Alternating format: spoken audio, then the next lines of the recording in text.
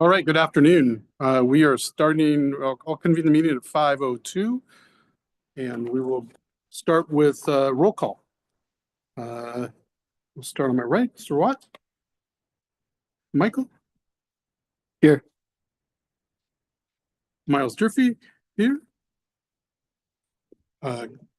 Geronimo is not here right now. And then Ismail. I'm present. Thank you. All right, approval of the agenda. I'm going to ask that we approve the agenda for tonight. Can I get a motion? A motion. Second? I'll second. Thank you. All in favor, aye? Aye. Aye. Okay. And then we'll go to the Pledge of Allegiance.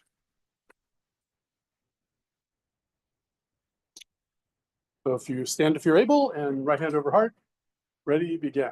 I pledge allegiance to the flag of the United States of America and to the republic for which it stands, one nation, under God, indivisible, liberty and justice for all. Thank you. Okay, and we are now at public comment. So we don't have any public comment in person today. So I'm gonna check for all the school sites. Thank you. Vista Charter Middle School, are there any public comments? No public comments. Vista Horizon Global Academy, are there any public comments? No public comments. Vista Pomlin Global Academy, are there any public comments? No public comments. Vista Meridian Global Academy, are there any public comments? No public comments. Vista Lago Global Academy, are there any public comments? There are no public comments. That concludes the public comments. Thank you. Okay, we're now moving on to the consent calendar. I wanted to see if we could pull item 2.4 from the consent calendar. It's the updated VCPS AI policy. And so I just wanted to check with the board and make sure that that was, if you're comfortable with pulling that item. And so if you are, I think we could go ahead and make a motion for the consent calendar excluding 2.4. If someone wants to make that motion. I motion for the consent calendar with polling 2.4, so to not include 2.4. Thank you. Is there a second? Second. Okay, great. So that's a motion and a second. All in favor? Aye. Aye. Okay, I heard 4-0, that passes. Okay, now we're moving. So on 2.4, I think we're going to table it to for further discussion, and then it'll come back to a future agenda. Is that, do you want me to make a motion to table it? So I think what we need to do is, because we pulled it, now it becomes an action item. So what that would now go into the action item. And then once that action item comes up, then if you do want to table it, then the board can take that action. Okay. Can we take that action item, or we can take it. We'll take it after in normal course. Sure. Yeah. Okay. Mm-hmm. All right. We are on to 3. Did we just approve? We voted. We voted all the consent items, right? Okay, great. Sorry about that. Okay. Now we're moving on to superintendent's report. 3.1. Thanks. All right. Thank you. Folks. Okay. Happy 6th day of school, everyone. We're in the second week. From all accounts, the first week of school went great at all of our school sites. So here are some updates in alignment with our strategic plan. And this year, the Vista Charter Public Schools theme is Vista Takes Action. So we're really going to be aligning the initiatives in our strategic plan around how we are taking action. So starting with the Accelerate Learning priority, I shared this with the board at the board retreat, but the preliminary CASP results show that all of our Vista schools, the existing Vista schools, Lago obviously was in its first year, so it doesn't have historical data, but all of the existing schools increased in both math and science, which is great news. And some of our schools, yes. And some of our schools saw very significant growth, like double-digit growth, doubling their previous scores. So hats off to our school site teams, our leaders. It's definitely been a collaborative effort to make that happen. And the formal data should be released publicly, most likely in September. And then the dashboard will be released in October. Also along Accelerate Learning, last spring, we heard from then Meridian 11th grader, Jessica Ayala Cortez, about attending the Stanford Intensive Trial and Law program. She attended over this past summer, and I invited her to come speak tonight. Unfortunately, she had a schedule conflict. She's a busy young woman. However, she did record a video for us, so I'd like to play that video.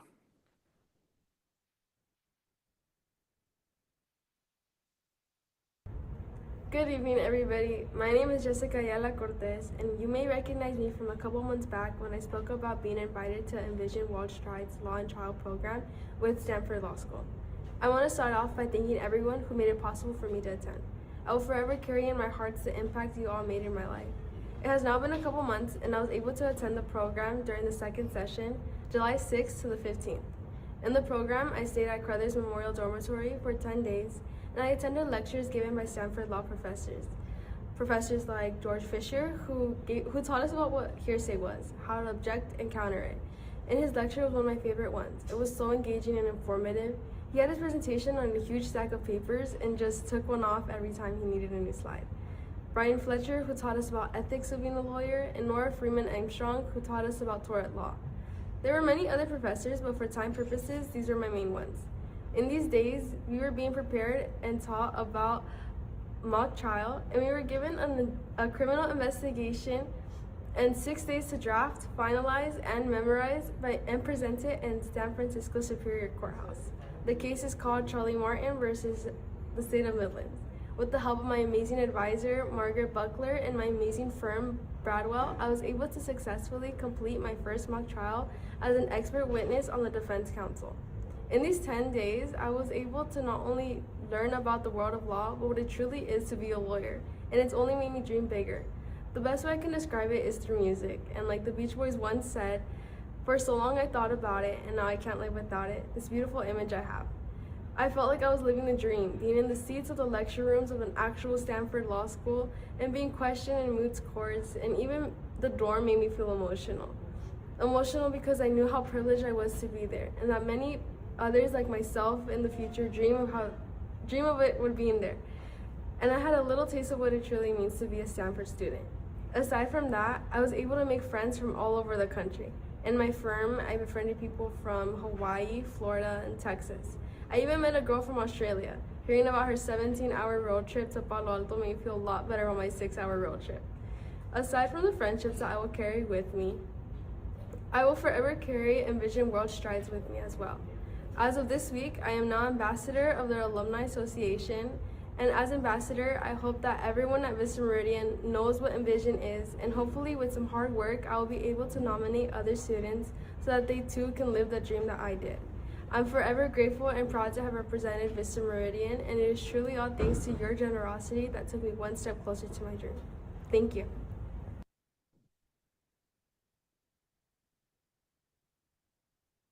Just incredible. She's an incredible young woman and an inspiration to us all. As I was welcoming back the staff from many of our schools, I used her example of how we often focus so much on the test score data, and rightfully so. But this is why we do this work. And so I'm also excited that she made such an impression when she went there that she was asked to be an ambassador, and sounds like she's going to be invited back next year as really a mentor for future students going through this program. So just incredible work, and thank you to the board and everybody who made this opportunity for her possible. All right, as we look at the Move as One priority, starting with travel, and we'll be talking more about travel later on in the board meeting. But happy to share that over the past summer, we had 18 students between Heritage and Vista Charter Middle School travel to Northern California as part of the Global Leadership Adventures trip. They did activities such as kayaking, camping. They cooked from the campfire and also got to explore San Francisco. And so definitely want to thank Dr. Simmons for making that possible. Sounds like it was an incredible trip. In addition, we've got some more travel on the horizon. And one of the, I'm using this segue to introduce our new ELP coordinator, Marissa Rascon. Travel is just one of the things that she's going to be focusing on, but I think it's the most exciting thing that she will be overseeing. But she's really overseeing all of our ELOP programs and aligning our programs to make sure that each school is learning from each other and that we are working closely with our after-school providers and getting the most out of our after-school programs and aligning it to the school day. So Marissa is in the audience today, so I definitely want to introduce her and welcome her to the Vista family. We're very excited to have you part of the staff. And some more good news as we move as one. I'd like to shout out Dr. Rial because we recently found out that between Heritage, Meridian, Vista Charter Middle School, and one of our partner schools, LAAE, we received over $1.4 million in CTE grant funding combined.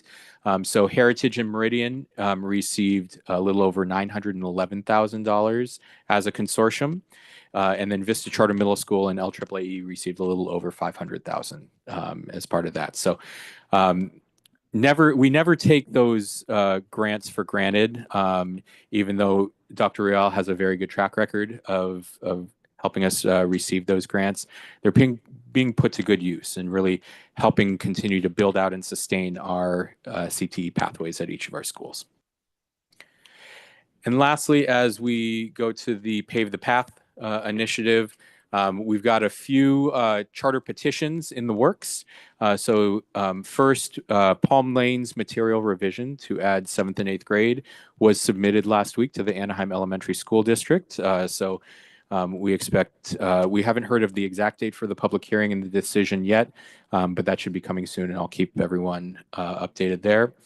And last month, we had submitted Vista Horizons renewal charter petition to LAUSD. The public hearing for that is next week, next Tuesday on the 25th. So we are gearing up for that.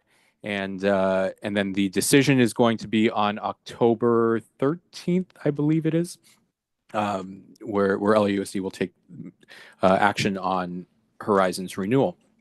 One thing that is of note to share with the board is that Horizon is one of 43 schools that is going through this, going through renewal during this this month's submission window. So at the public hearing, it will be Horizon as one of 43 schools. So it's a little different from the other renewals that we went through, for example, last year. The last thing that I would like to highlight in paving the path, and this is in response to some of the board comments at previous board meetings, is highlighting some of the data that we've found as the top 5 reasons why families are choosing Vista. And in the written superintendent's report, I did provide a link directly to this data. And then you can also, in that link, see the data by each school, because for some communities, the data is a little different. But overall, the top 5 reasons, and this is in order, why families are choosing Vista. Number 1 is because of geographic convenience, that it is close to home. Number 2 is because our families are looking for a safe school environment for their kids. Number 3 is because of Vista's educational program. 4 is because of the small class sizes that we offer at Vista. And number 5 is because of the school facilities. So those are the top 5 reasons in order, based on the new enrollments that we received during this during this cycle. And lastly, speaking of enrollment, this is the enrollment data as of this past Friday. I did check earlier today, and the enrollment in just about every single school has gone up since Friday. So we did have a number of new students come in today. So as you can see, some of the schools, Vista Charter Middle School, Vista Condor, want to highlight, they are over their budgeted enrollment and actually growing even beyond that. So they're in a very good place. Some of our schools are getting closer and closer to that budgeted enrollment. And for example, I'll just point out Horizon is as of today is at 182. So inching closer to that budgeted enrollment mark. And there are a few schools. So Heritage and Meridian are the schools that are a little more significantly below the budgeted enrollment. I've been having conversations with the principals to make sure that we do have an action plan to monitor that closely as we continue out the next few weeks. And that is the superintendent's report. Thank you, Dr. Phil. Any questions, comments? Thank you for the reason codes for why people selected. I think that's really great information. Okay, moving on to the principal reports, 3.2. I know today we're going to have Mr. Summer.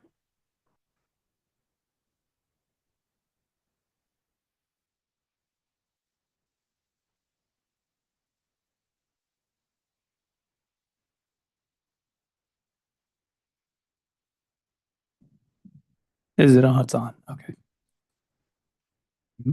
All right. Good afternoon, everybody. Good to see you. Happy New Year. I'm very excited to kind of share what we're doing this year, the plan we have for the year, the steps we're taking, and I'm really looking forward to kind of updating you on this plan throughout the year at the other board reports that you will see. Okay. So our theme this year is Expect Excellence. Now, this was a theme that Colin had for the district last year. But we were really looking at some staff data saying what were people looking for moving into this year. We've been building a PBIS system. And one of the things we saw in the feedback was they wanted students to be pushed. They wanted teachers to be held accountable. They wanted more accountability. They wanted kids to have a more rigorous curriculum. So this idea of more and being better and constantly pushing really kind of made this idea of expecting excellence stay home. So, and then on the top of this, you'll see a quote that says, powerful communication is simple and succinct, driven by a few key ideas and is repeated at every opportunity. This is by Richard DeFore from a book by Learn by Doing. This is a quote I've used to kind of direct everything I've done for the past several years, like be a team, say it over and over and over. And so this year we're expecting excellence. Now, last year we started with being data-driven, student-centered, and character-focused, and that is still our compass. That is what is directing us to expect excellence. So all the initiatives we're doing this year tie directly to that. So staff knows that we're going to be data-driven. We're going to expect excellence in that area. We're going to expect excellence in being student-centered, and we're going to expect excellence when it comes to character focus.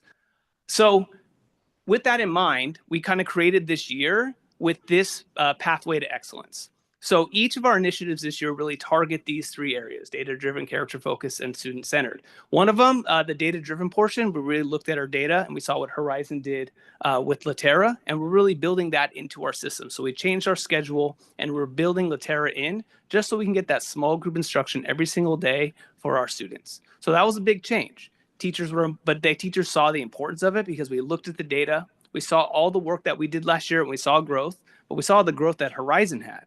And the thing that they did that we did not do was Latera. And so it built this burning platform of we have to do this.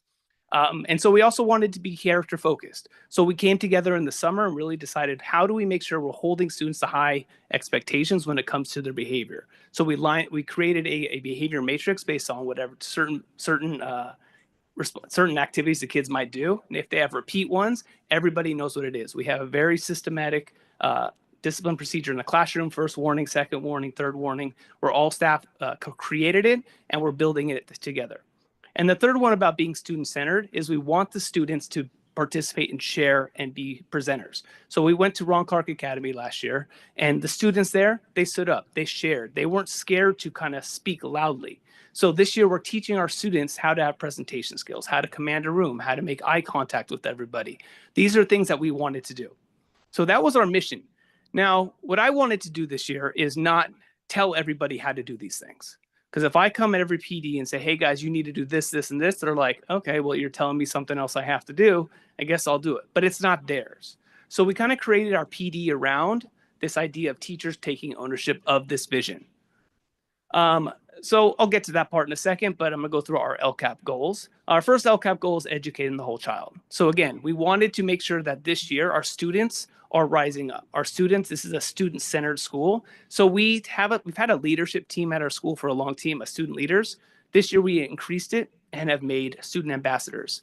We brought them in over the summer to kind of talk about what it is to be an ambassador, and they led our 6th grade orientation. They took kids on tours, they led them in council, they did activities. This past coffee with the principal, they did council with the parents.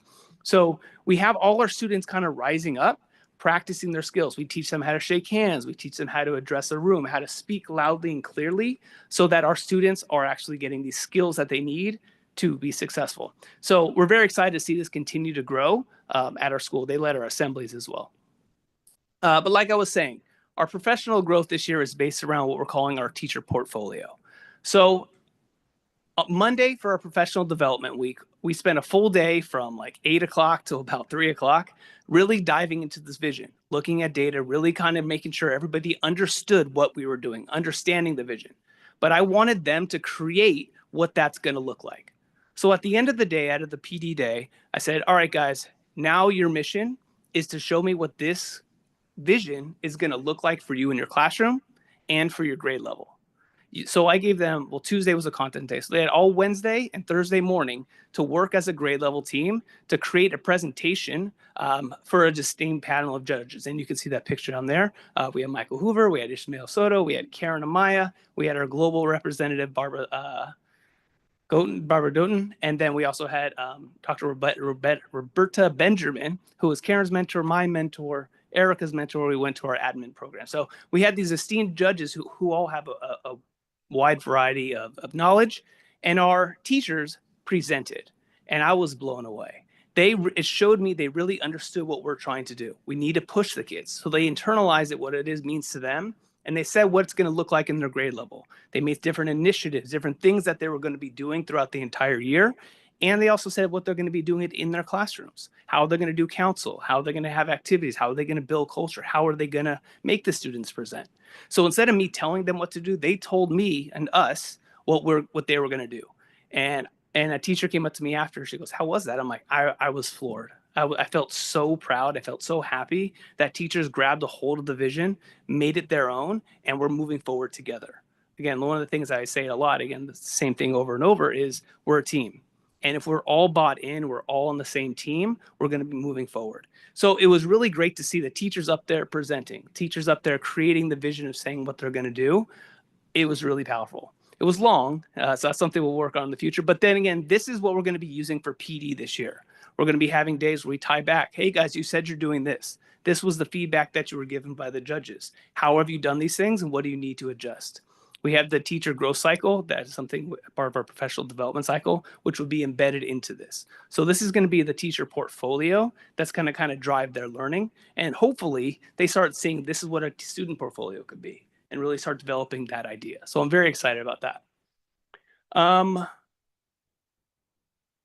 And then this is something really cool. Family partnerships, family and community partnerships. So we recently, with one of our very active parents, she made a connection with us with HSE, which is the High School Equivalency Exam Academy, which is a partner of ACC College, American Career College. So this company provides free tutoring in Spanish and English for anybody who doesn't have their high school degree. So they'll study with them. They're going to come to our district office and run these classes, teaching them how to get ready for their GED. So this can be a life-changing thing for many of our families. Families who haven't had that chance to go to school and get their education. Now they can get support and get their GED, and then they can move on to the ACC and become a dental assistant, a lot of other careers along that way. So we're very excited to see our families kind of grow as well. We're a community school at heart. We've been a community school before community schools were a thing because we really believe in making a difference in the community. And this is going to be life changing. We're in education because we know education can change lives, and it can change the lives of our families, and that can change generationally. They see their parents graduated, they are going to graduate, and that changes the cycle of poverty. So we're very excited to see that. You'll see more pictures from the classes that we have at our school moving forward. Enrollment and attendance. So last April, when we were going over our budget, we were really low. But like as Colin showed us, that Vista always gets an influx of kids in July every year. I think it was like the last 2 weeks of school, we got like 30 kids. They just, and we're like, what were you doing? Like, we were coming. There wasn't an urgency to get signed in. Even though we have an urgency, we make our budget in April. But again, these numbers change daily. So Eggern House at 98% ADA, it's going to go up and down. It's a good place to start. But again, it's really good. I'm glad to have a good amount of people in our school this year. We got a big influx in 7th grade as well. So we're looking forward to that again for 6th grade next year. And then a quick little shout out, our office staff. Our office staff is amazing. Anytime you come to our school, you'll walk in, you'll see them, and you'll feel loved. You'll feel appreciated. They're very friendly, very outgoing, and they understand that they are the face of our school. They're the voice. When people call Vista Charter Middle School, they hear their voice. So during the summer, when all teachers go off, students go off, admin are off, they're there every day, working with recruitment, working on making sure the school is ready, getting everything. There's a lot of stuff that goes on. Schools don't stop, even though the kids aren't there. So I would just want to give a big shout out to Erica Ramirez, Lupe Arredondo, Radia Diaz, and Cecilia Guess. They're a huge blessing. I'm glad they're part of our team. And I guess I want to give a big shout out to Michael Hoover and Ismail Soto. Thank you for taking time out of your busy lives to come help us at our school. And you guys have always asked, like, how can we help? We give you a chance, and you showed up, and you really appreciated the feedback you gave was very beneficial. And it was great to just partner with you and have you on the team as well. So thank you for being there. And that's my report.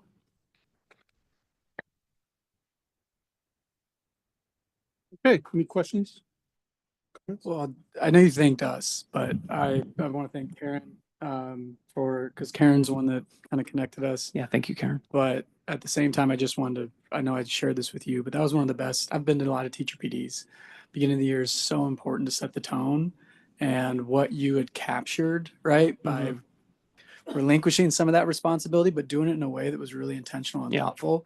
The energy in that room was special, and the ideas were creative, and the people were owning what they were presenting. And I was really grateful to be a part of it, and I think it speaks to your team and your leadership. And so just wanted to recognize you for that, and thank you for inviting us. Thank you. Yeah, we always tell the teachers, let the students have control. And as principals, it's hard. And so it was really challenging. It's like, all right, what are they going to do? But it was really great to see them rise up. It was awesome. Again, Karen, thank you. It was so great to be part of this panel. I didn't know what to expect when I showed up, and what a surprise I got. I've been in the charter school movement since 1997, and I've seen a lot of folks talk about excellence. But I think what I saw with your team, with you and your team, your staff, your teachers, was really the definition of excellence. I think being able to have everybody work as one is rare. And I think as a charter school movement, we are required to really push the envelope. And I know you and I had a conversation before the panel even started, and you and I just started firing off all these ideas about innovative things you could do with your school and how I could support you as a board member. But really, I think what you're doing with your staff and how you were able to push them from a PD that you yourself attended for admin, right? And we're able to then trickle that down to the school level. I thought that was brilliant. The idea of being able to do that. I mean, I spoke with Colin offline about that while we were doing some school visits the week after. And I think that's the whole intent of PD, right? It's not just to do it. Right. We give each other high fives and then kind of stuff it away into a file cabinet and move on with life. But really it's to kind of put that into action, right? Take action, which is really kind of part of what we're doing here, right? Yeah. It's part of the model. So again, a big thank you to you, your team, Karen, for the panel. It was a great privilege of mine to be able to be there and witness the excitement, the excellence that your team was showing. Yeah, there's a lot of work to be done, but I can really see the unity Hmm. that you've created with your team, and I applaud that. And I'm wishing you and your team the best 26-27 year. Thank you. Appreciate it.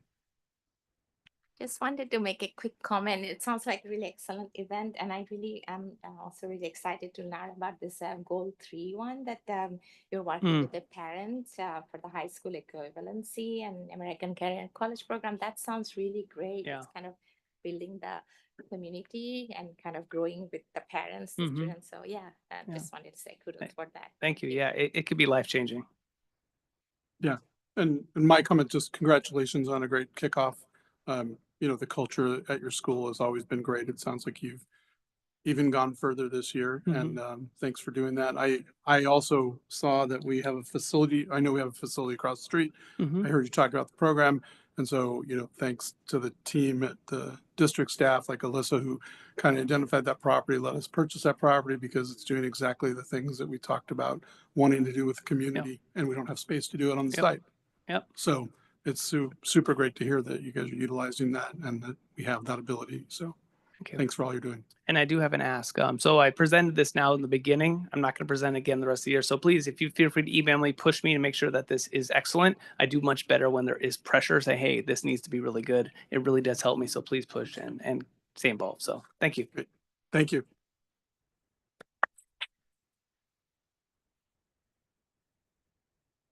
Okay, Arturo, 3.3, Icon financial reporting. Welcome.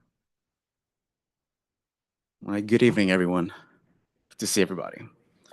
All right. Okay.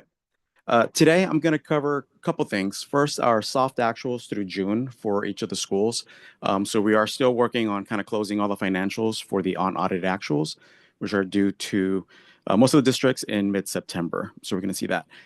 I do also want to share just a quick Excel file after I go through those to talk about the dollar impact of the current enrollments on each of the schools' campuses so that everybody's aware of what that looks like. Okay. Starting off first with the middle school. So at second interim, we projected it to be negative 204,000. Overall, right now through June, we're expecting to be negative 242,000. But even though it is a negative number, their unrestricted is positive. So we're still growing their unrestricted balance. Overall revenues were up 167,000 versus what we estimated at the second interim, primarily driven by ADA. So your ADA came a little bit higher than we did at P2. Expenditures were also up, so that kind of offset that and a little bit higher. Some of that were additional kind of ALOP expenditures we had. So like I mentioned before, we are growing the unrestricted, even though you see a negative balance there at the bottom. Quick question on what was the other outgo? So when you see that difference with a 5,000 series, when I budget the rent and your bond payments, I have it under the 5,000, but when it gets reported at the end, it gets broken up into amortization and something else. So that falls under that 7. So it's a kind of balance off of that. All right, looking next at Heritage. Wait, so I'm sorry though. So, but it's still like 200,000. Yeah, so there were additional 100,000 expenditures in the 5,000 series, Okay. but that number there is primarily driven for the bond for the facility building. Vista Heritage. So at second interim, we're projecting a negative 41,000. Right now, looking like a positive number, about 66,000. So, a little bit more primarily driven by increased overall revenue. That negative you see for federal, we're still working on getting that final number for 21st century, and that should reduce that amount there. So revenue is going to look stronger than it is right now. And then expenditures were less than we had projected. So overall, kind of puts it into a positive currently. When the adjustments are made, I think it's going to be pretty close to that current 66. Might grow a little bit more, but again, a good portion, higher portion of that is going to be unrestricted than restricted balances. Vista Condor, so they really grew their ADA even after after P2. Or for P2 after the second interim. So you see very strong growth in revenue. Some of that expenditures, we're going to be finalizing some of the split positions between Condor and Heritage. So that difference will be adjusted on both sides. The big increase you see here for the 5,000 series for Condor is their initial payments for the tutoring program. It got paid in June, so it's captured here. We're probably going to go back and adjust it and make it a prepayment for 26, 27. But a big portion of that net income is the literacy grant that we've spoken about before. So that's going to be good over a couple years, but a very healthy unrestricted because of that additional LCFF for the higher ADA. Palm Lane. So this is updated. If you saw what got sent out on Friday, this is a big change. And I put in the bottom there was some prior year adjustments that were on the GL that weren't there the majority of the year. So it means we went back and did some investigations and we're able to adjust that. So there is a drop in LCFF. There was a prior year adjustment, but it's closer to about 200,000 versus the million you saw in the initial one. Overall, revenues are pretty flat to what we projected at second interim. On the expenditure side, there were some, savings across the board. So expenditures are down. So their net income is still in the negative, but not as high as we expect at the second interim, so about 63,000. And it's still a positive on their unrestricted. So if you remember, we're utilizing restricted funds from prior years for the elementaries, primarily universal pre-kindergarten funds. We're using some of the learning recovery funds as well, some prior, ELOP, et cetera. So a lot of restricted funds from prior years that we had expensed through this year. So it doesn't count as revenue, but the expenditures are there. Vista Horizon. So very healthy through the end of June. Their ADA was higher. Again, a lot of that kind of attendance recovery as well. So the revenues were up versus what we projected at second interim. On the expenditure side, a lot of savings as they were pretty tight on what they were trying to spend. So a very healthy net income. Big portion of that for them as well, though, is restricted, as Horizon and Condor, the two schools that got your literacy grant, which were, over $400,000 for each school. So that's the big piece of that they are utilizing this year and over the next couple of years. Vista Meridian. So Vista Meridian, overall, pretty close to where we projected total revenues at. The negative you see in the federal is a little bit less NSOP that we were expecting. On the expenditure side, a little bit of savings overall, so about 71. So net income, we were projecting a negative balance about 423. Right now it's about 371. That may adjust a little bit as we finalize closing out the books, but a little bit better than what we projected at second interim. Vista Lago. So revenues overall went up, driven by their higher ADA. On the expenditure side, a couple things are really kind of driving that big increase. You see there are about 400,000. So in the 5,000 series at 391, there's a big chunk of expenditures towards the new facility. So schematics, mapping, things like that. There are about 220,000 that will most likely get refunded later on through facility funds. And they're also into the tutoring that got paid in June. That's currently showing up here about $70,000. That's going to get moved over to a prepay for 26, 27. So they'll still be, their income is still going to be negative, a little bit over $1 million when we kind of come back with the final numbers. But apparently it's being driven by that big increase in the facility side for Lago. All right. Questions before I switch over to impact on enrollment. Okay, so let me share a different one.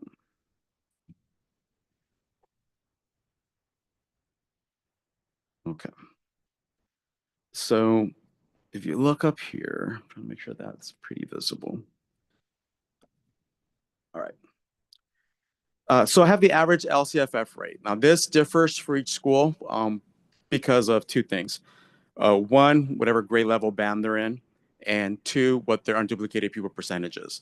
So depending on what their UPP is and their district's UPP, their ADA amount for concentrated and supplemental adjusts. So that's why you kind of have different averages, even if they're in the same grade level. So the enrollment number here are the enrollment numbers that Colin shared during his presentation, although I updated Horizon based off of what he mentioned earlier today. And so here's the change. So and the impact of that dollar value on LCFF. So these numbers are ballpark. You are going to have an impact, on SPED and some other areas as well. And then the prelim operating income we had in the budget, and then what that looks like after. So again, kind of ballpark. So no changes to expenditures currently. So that's definitely going to be a step we're going to take as we look at how do we proceed with these enrollment changes. So middle school, since it's above its projected enrollment, their operating income is going up. Horizon at the 182 number, they're still in the black with the expenditures we planned before, but room there as well. Heritage, so minus 28 student change. It's impact about 432. We have projected 334 as an operating income, so currently in the negative about 98. Again, without any adjustments to that. Condor, best school, right? So you're 26 above what we projected, so there's definitely room there to grow and provide more services as needed to fit that. Palm Lane, so Palm Lane had a very healthy operating income. So even though they're down 15, they're still currently projected to be in the black about 198. The big watch out is Meridian. So if you remember, they were negative in their operating income, and it was driven by the last minute adjustment on rent for one of their campuses that put them into the negative. Unfortunately, as a high school, their average LCFF rate is the highest. As you see, they're about 18,000. So we're down 35. It is over $500,000, and that's the current projection. Again, without any current adjustments to prior expenditures, so no staffing changes or anything like that. Lago, at minus 17, we have projected 151 operating, so currently in the rate about 78. But I know there's still room there. They got a wait list. But that's the impact of what. Is that minus 17 for Lago, is that the budget versus what they? Correct. Yeah. So their enrollment's 173 enrollment versus was 180. versus- Yeah. Yep. For each of the schools. So we will be attacking these as we, see where things kind of level out after August and adjustments that can be at each school. And we'll come back with, an updated budget with expenditure adjustments as well as we move forward.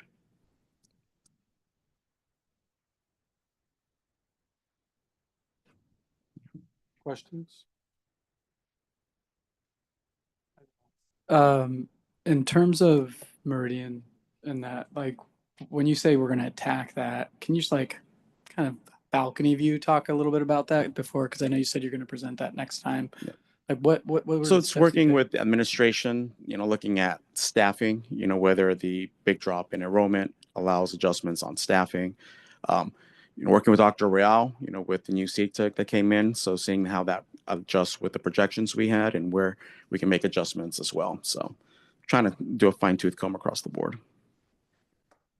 And we expect next month to see You'll see an updated budget That- for each of those schools. Yeah. adjustments. Yep. Okay. I just want you to know I really appreciate this.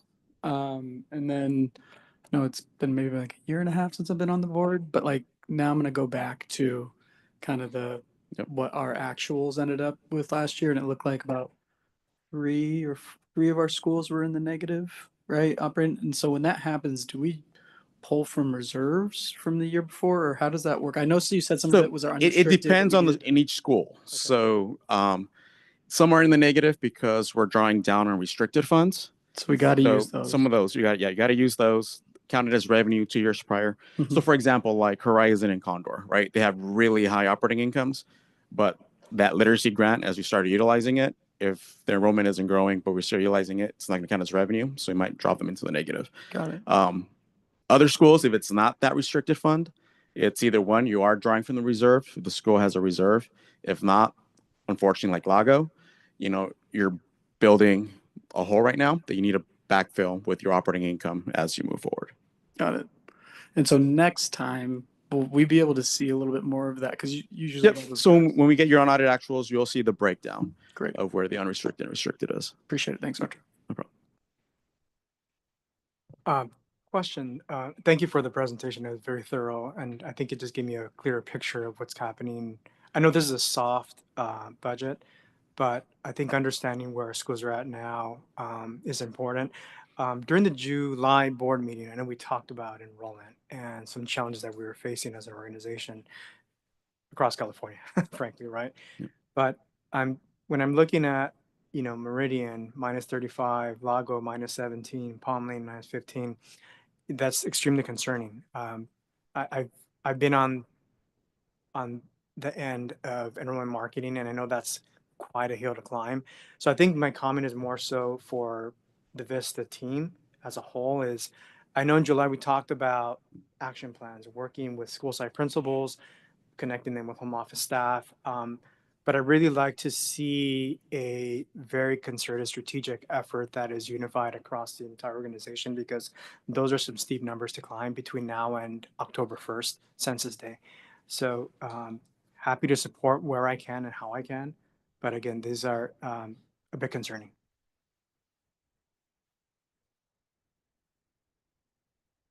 Okay, any other questions? Nope. Okay, thanks, Arturo. Okay, now we're moving on to the action items. So I think we'll, if it's okay with the board, we'll take 2.4 first, since it's in the lower number.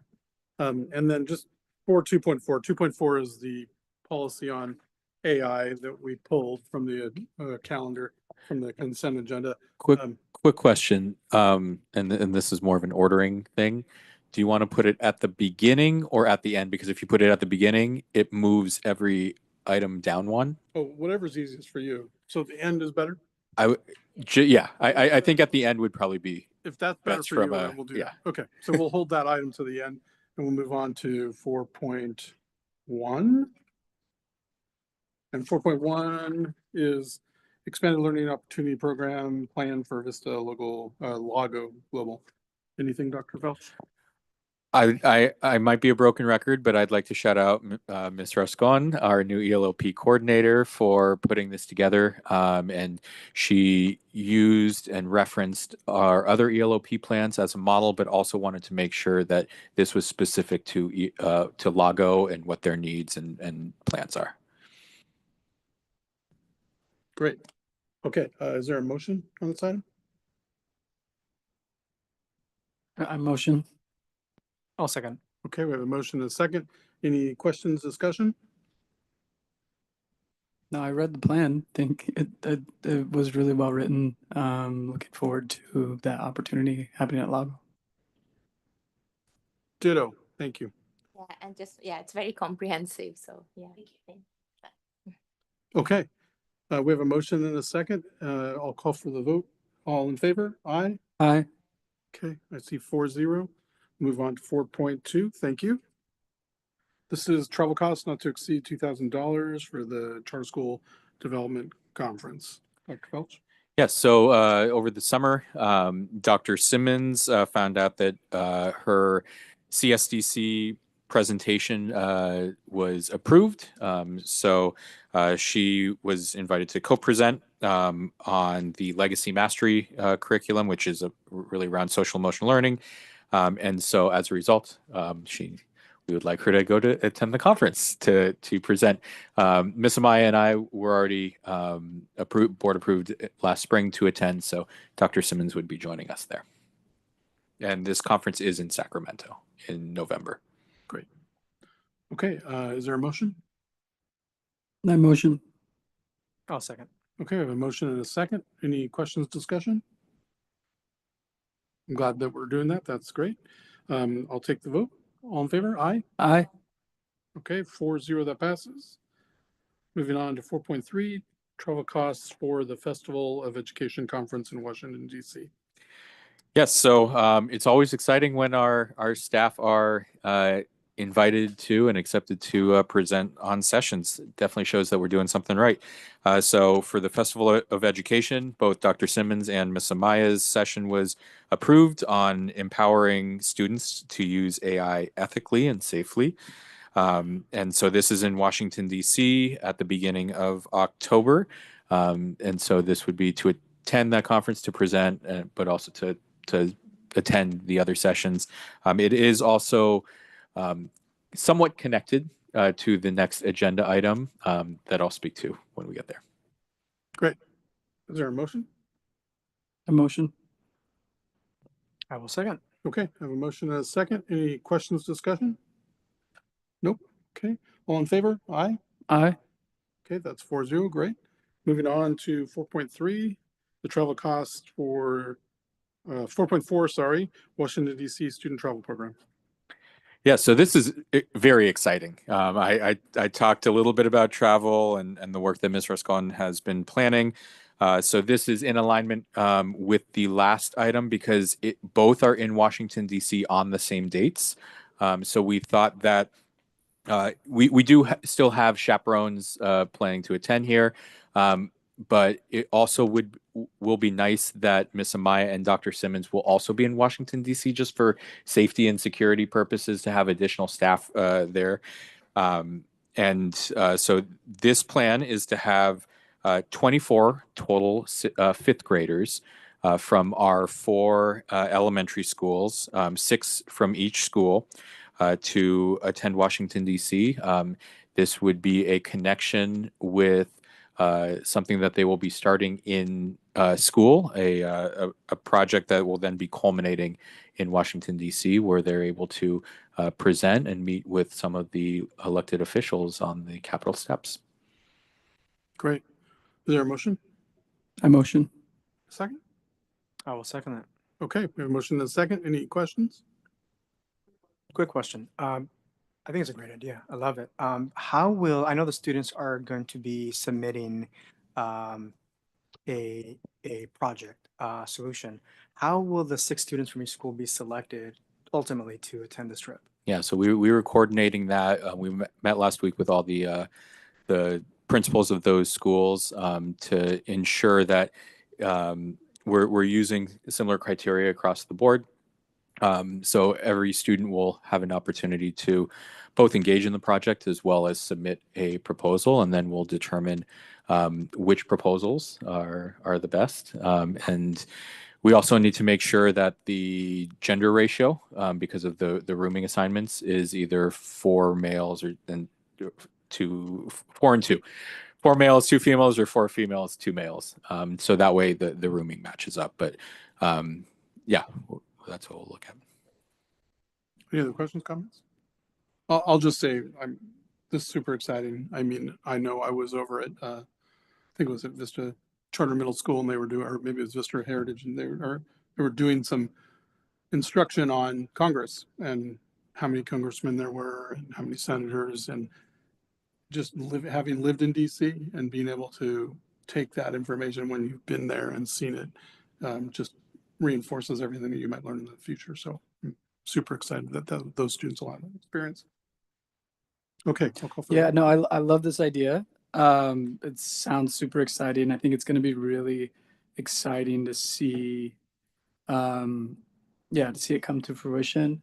I think you have a really good opportunity too, as well as like having students from different schools. But I'll just name 5th graders going across country. That's a big lift. And so looking forward to seeing all the plans and excitement right around that, and then make sure that we're educating our families on what to expect. So great. Okay, call for the vote. All in favor? Aye. Aye. Okay, I think I saw 4-0. Yes. Okay. All right, moving on to 4.5, travel costs not to exceed 2,000 for the SYTA conference.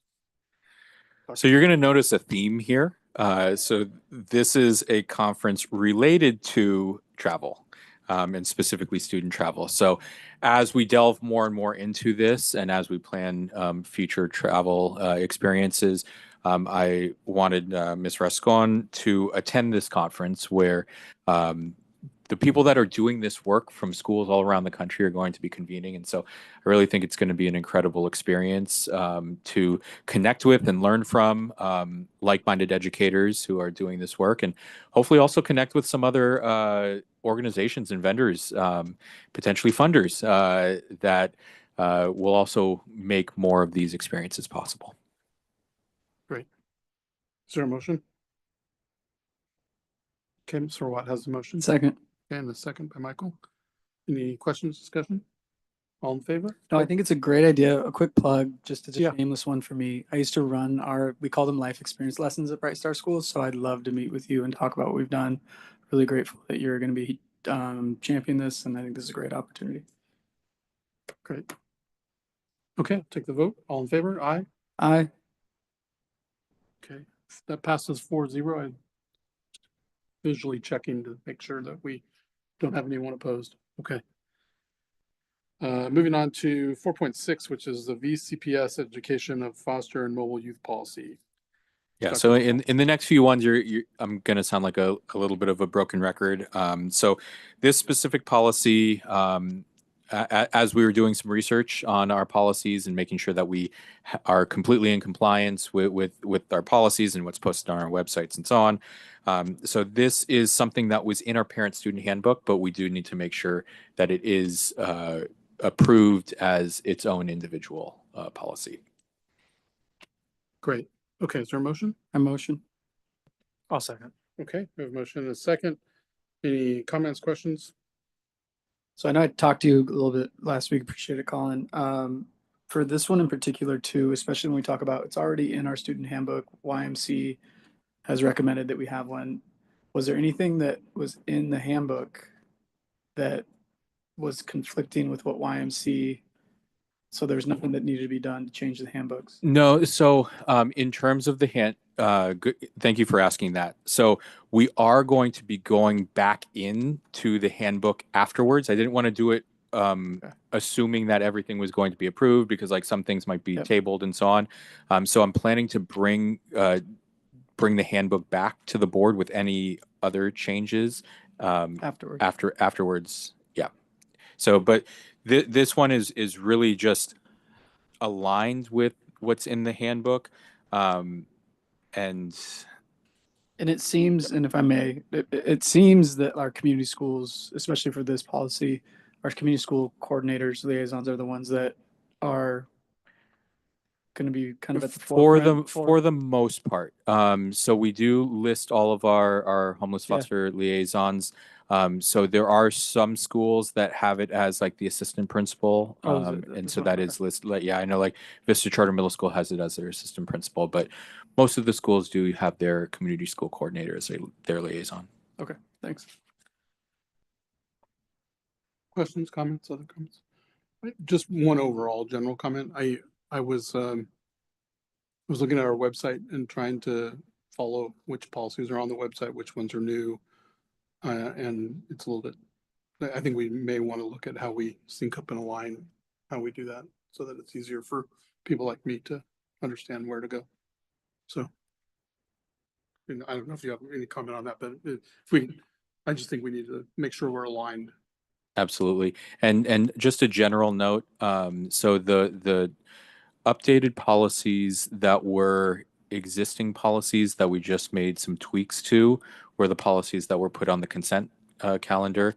And then the new policies that we either didn't have before or that were part of the parent-student handbook. So we didn't have it as an existing isolated policy. That's what's coming for action.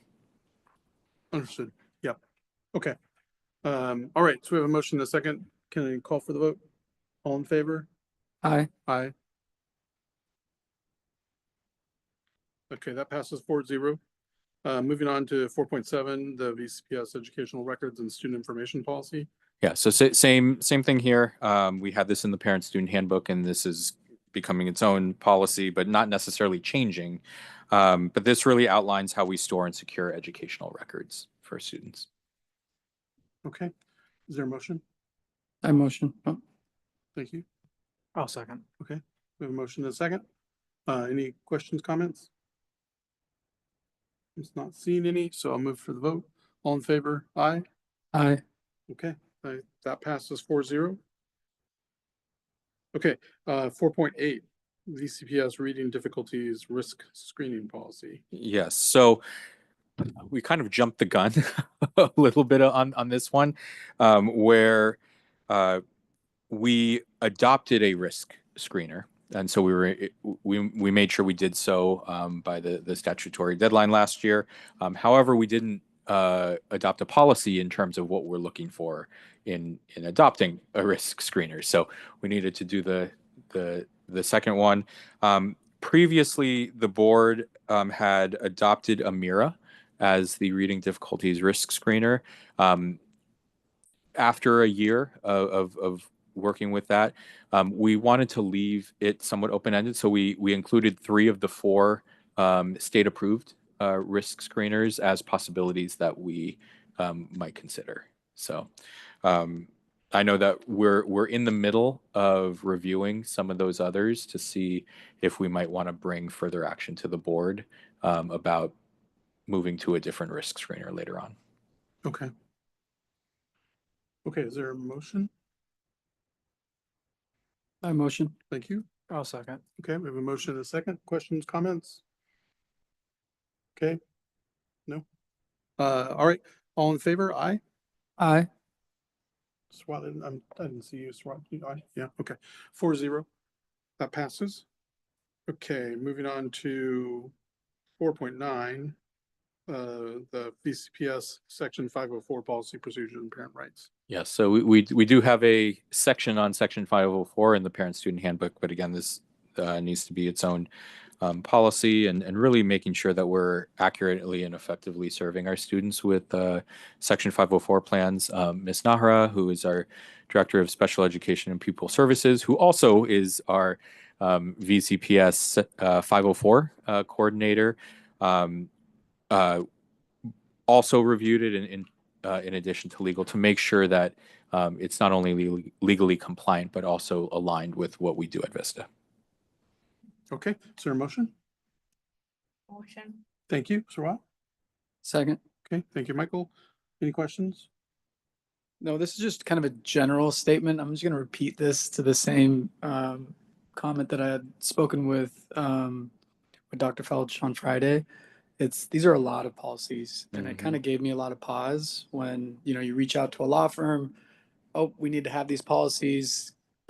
Law firms are going to want us to have policies, right, to be protected. But if we put policies out there that were not in line with our practices, we become more exposed.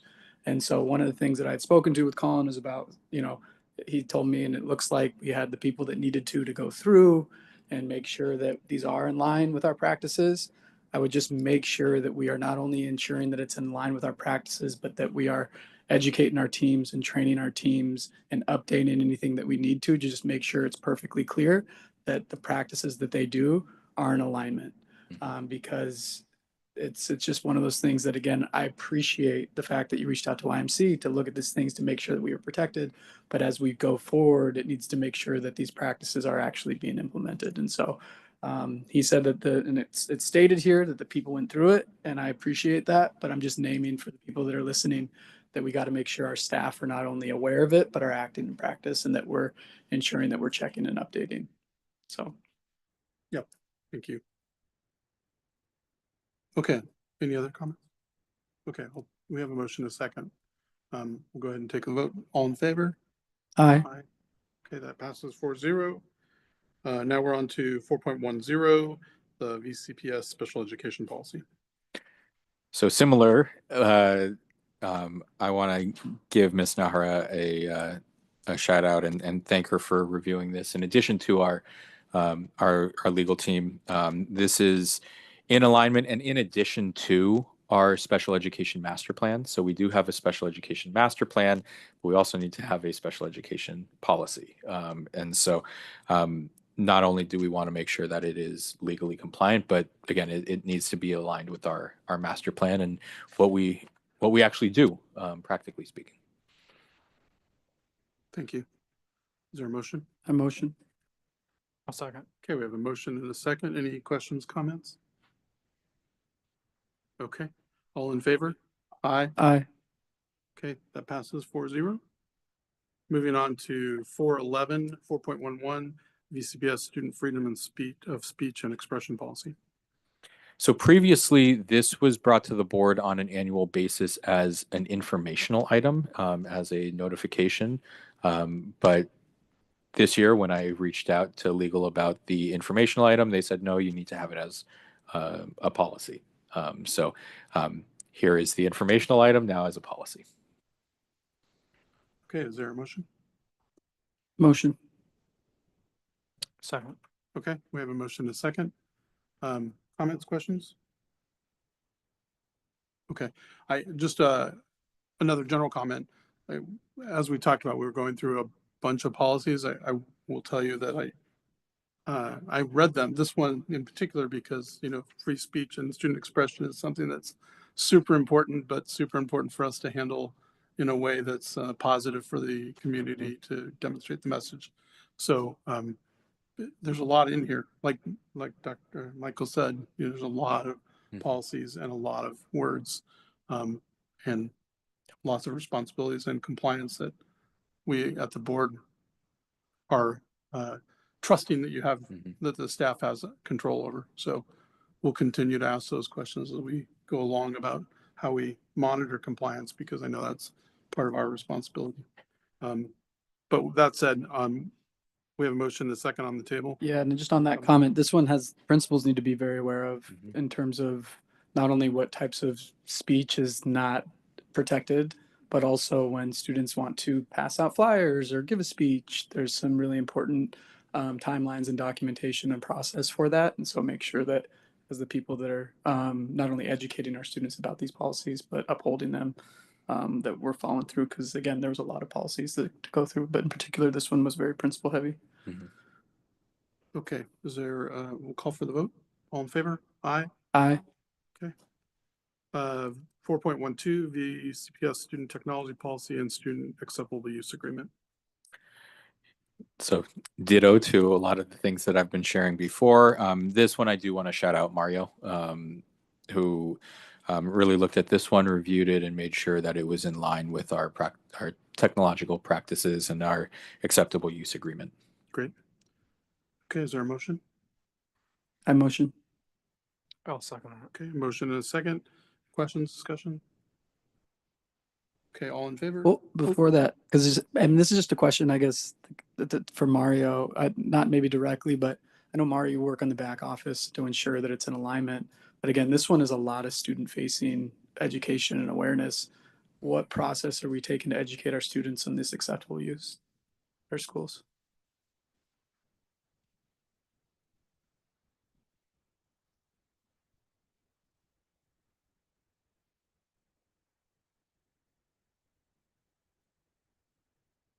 Got to push buttons and Yeah, sorry. make it all work. Oh, no, we're good.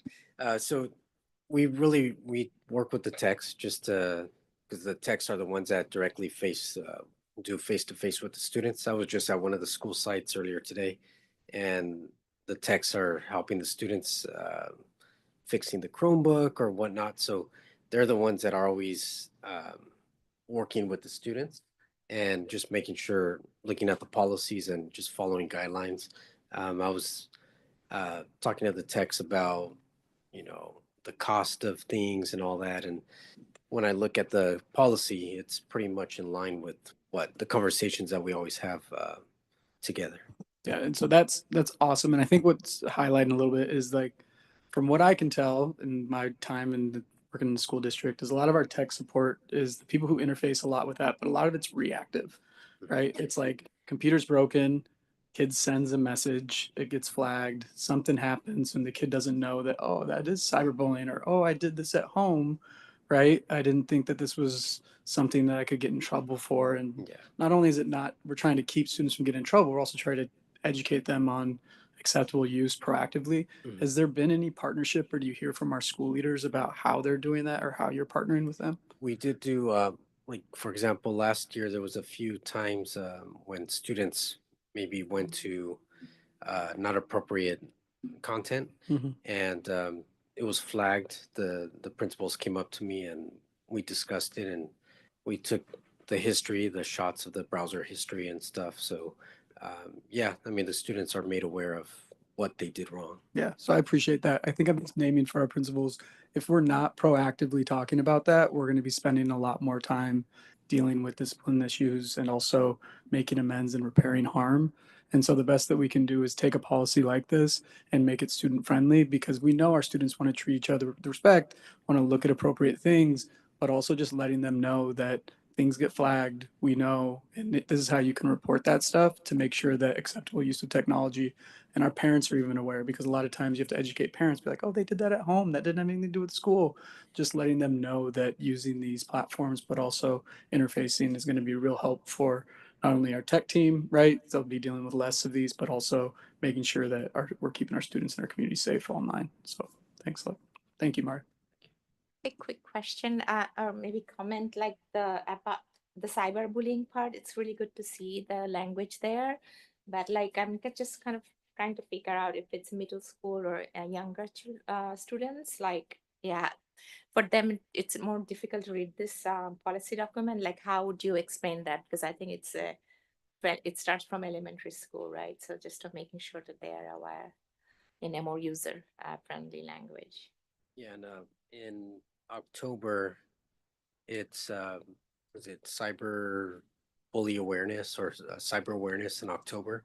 So I'm working on something to kind of present, and there's something for students of all ages from elementary to middle school to high school. So I'm working on something to maybe assist to help the teachers present it. That's great. Thank you. Thanks, Mario. Okay, thank you. I'll call for the vote on that. All in favor? Aye. Aye. Okay, that passes 4-0. Moving on to 4.13, the VCPS tobacco-free school policy. So this is required specifically because I know Meridian does, Dr. Real, the TUPE funds. Is it just Meridian that Heritage?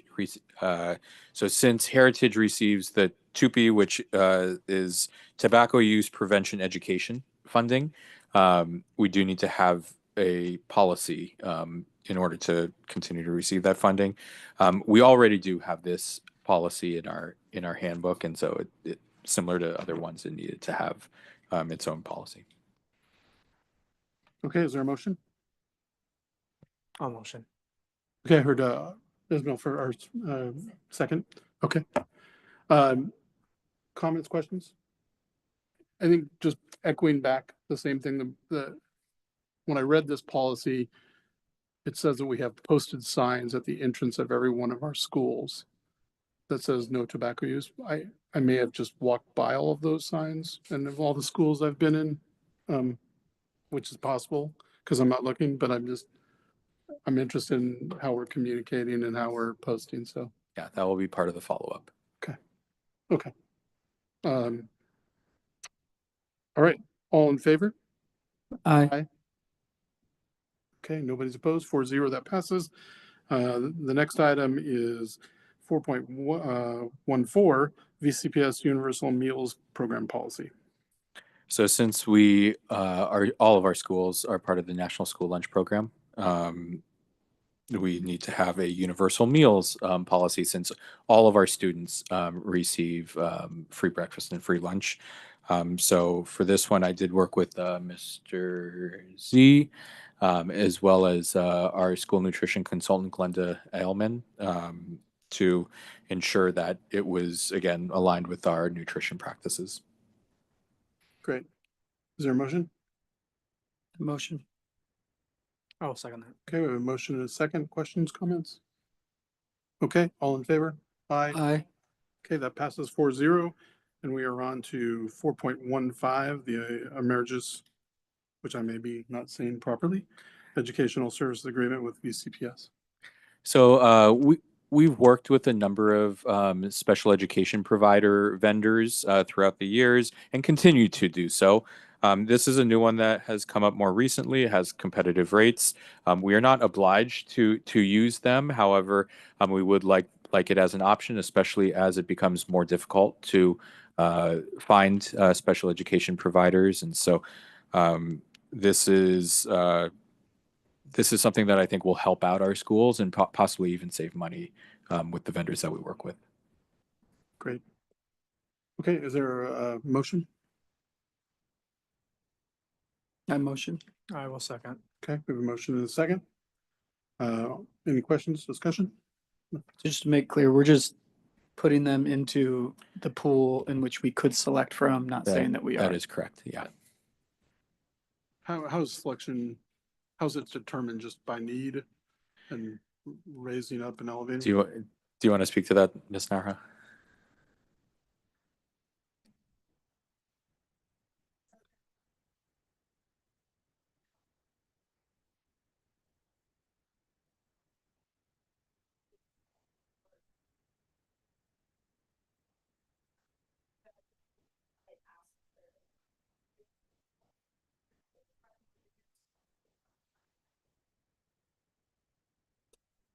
Well, can I ask you a quick, while I have you, can I ask you another question? Just the, how does the agreement process work internally here at staff? Like, you'll get the agreement that they gave us.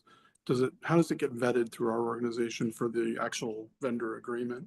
So that goes through Dr. Felch and HR. Okay.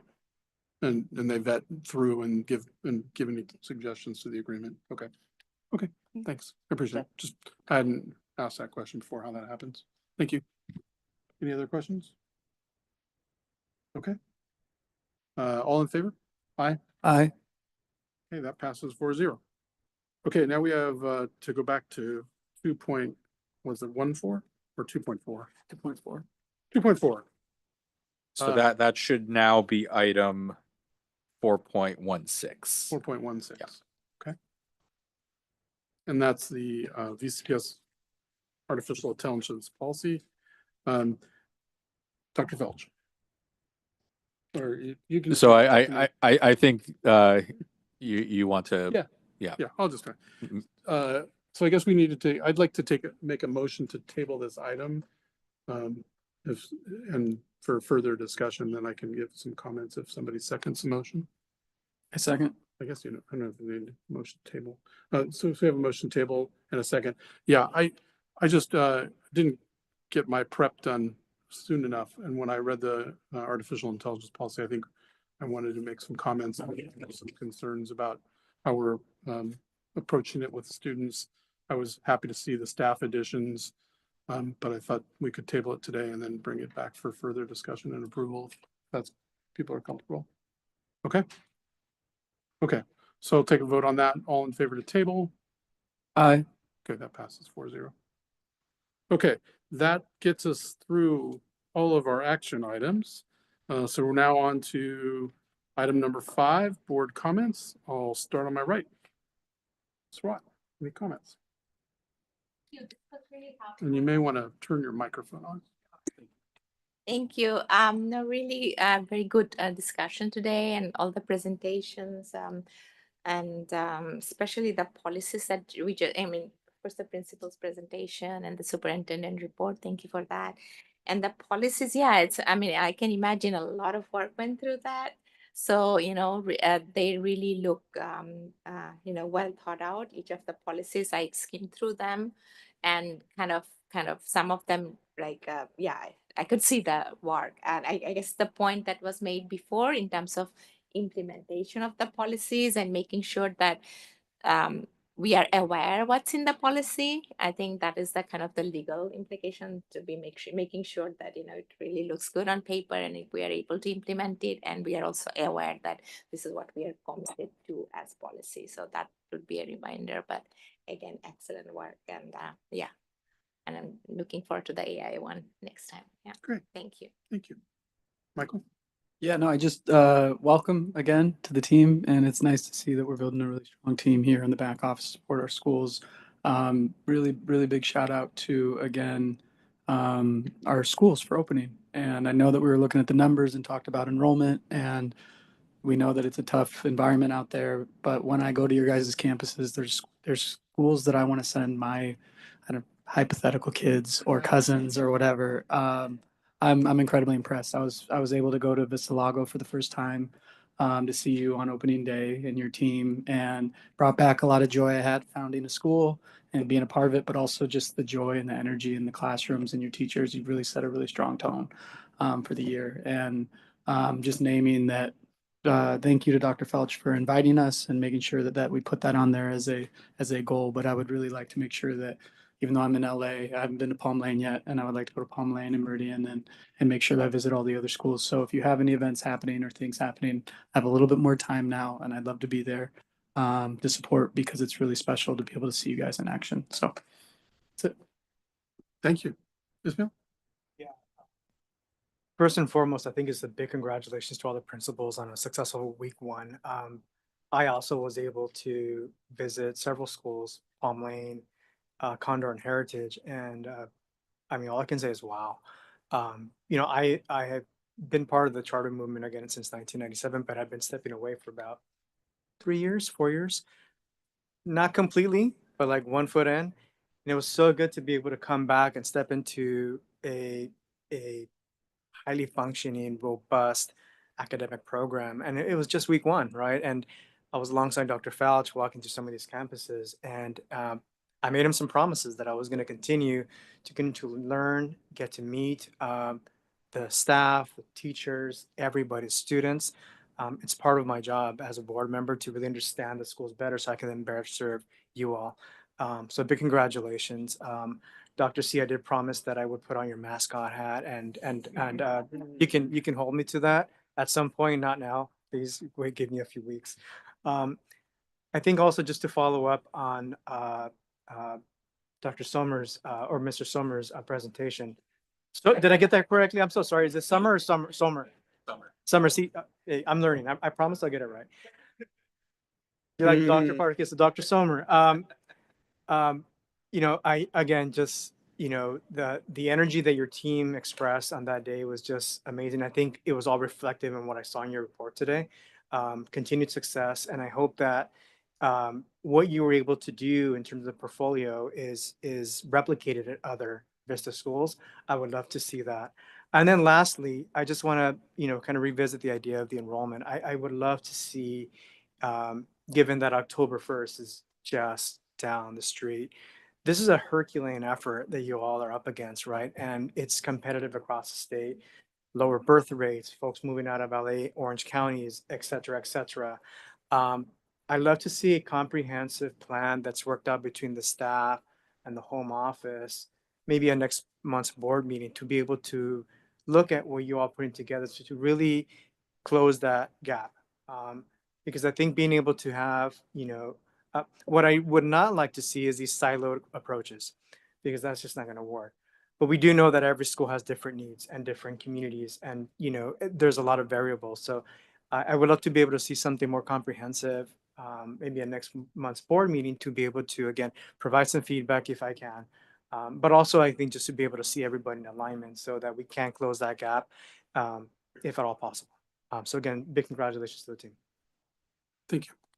And I'll just close with comments, just saying, I think this is one of the few school years that I've missed opening day in my career in charter schools. And so I was out of town. So I'm saddened by that, because the energy that the students bring on the first day, and the parents and that you all give to that process, is super exciting.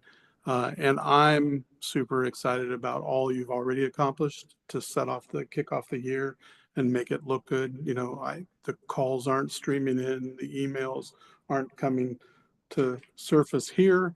They might come to your desk on occasion, but they're not coming here, which is hard to do. And so I know that this is hard work that you guys do every day. And when we go through and talk about 60 policies, or how many policies we talked about today, you're implementing them every day and doing it well, and they're consistent with what our practices are. And I know that. And so when we ask the questions, it's not because we don't believe that they're happening, but we know that we're elevating some of those things to a higher risk level for the organization as a result of our actions. But we thank you, and I shout out the parents, the students, and everybody in the Vista family that started just seeing the social media and things that we're putting out, and the happiness on the students that way is also something really exciting. I know we're kicking off after a great year of student data. And I know we're looking forward to another great year of student data. So I appreciate everything that everybody's doing. So with that, I will close this portion of the meeting. We're going to go to closed session, and then we'll be back for an announcement on out of closed session, and then to close the meeting. But so stay tuned if you'd like. If not, have a great evening, and we will see you at our next meeting next month. Okay, Meeting is moved to closed session.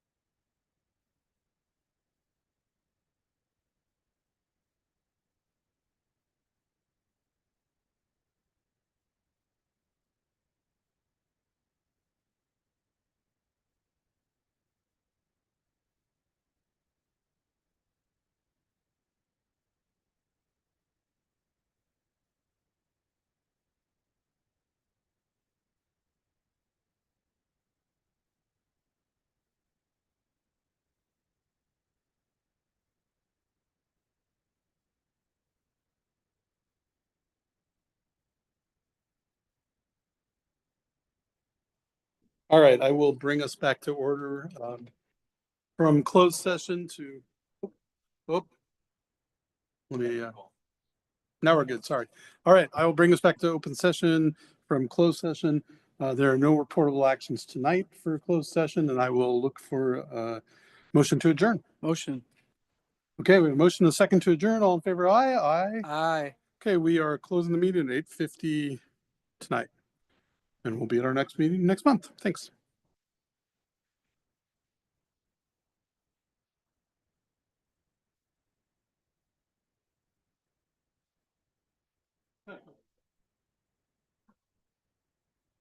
How are you in there for not reporting?